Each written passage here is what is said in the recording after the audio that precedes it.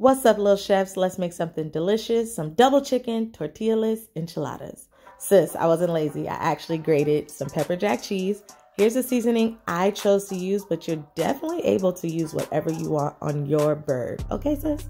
So I'm going to show you guys how to shallow fry. It's not deep frying your chicken because it's not as much oil, but I like doing this way because it keeps my chicken juicy. And so I do use tenderloins, just like how they cook up, and don't cook them all the way through. And I'm going to show you why in a second. So once you put those in, flip them once, take them out, chop them up, and then set them to the side. And then in the same pan, I add green onion, garlic, shallots. We're just gonna wake those herbs up a little bit. And then we add the chicken back to our pan. And the flavors just become best friends, you feel me? So we're gonna add that in, mix that around, let that hang out for a second, cook the chicken all the way through, and set it aside.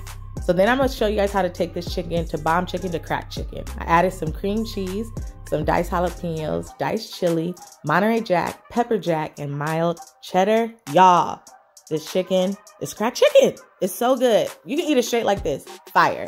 So yes, your girl's not in the kitchen making enchilada sauce from scratch. I take canned enchilada sauce, I add chunky salsa, and I add some fresh cilantro and some fresh oregano just to wake it up a little bit. And I mix that around, and here's my secret ingredient. Don't sleep, it's cinnamon, y'all. I know you're like, girl, what? No, it just takes this flavor to a whole nother level. And so this is our quote unquote tortilla. It's chicken breast meat.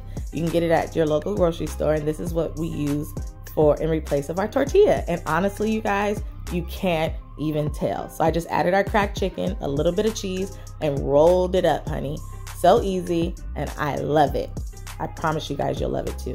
Off camera, I did make some cheese sauce, just a quick cheese sauce, half and half. You bring to a boil, turn it off, add in some cheese and whisk it together.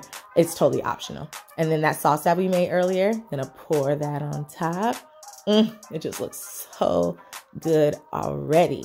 And then I'm gonna finish it off with a little more cheese. And then we're gonna pop it in a 375-degree oven. Honey, look at her. Allow it to cool for probably like 10 minutes before you dive in. But baby, we just made something delicious. Y'all enjoy. Thanks for watching.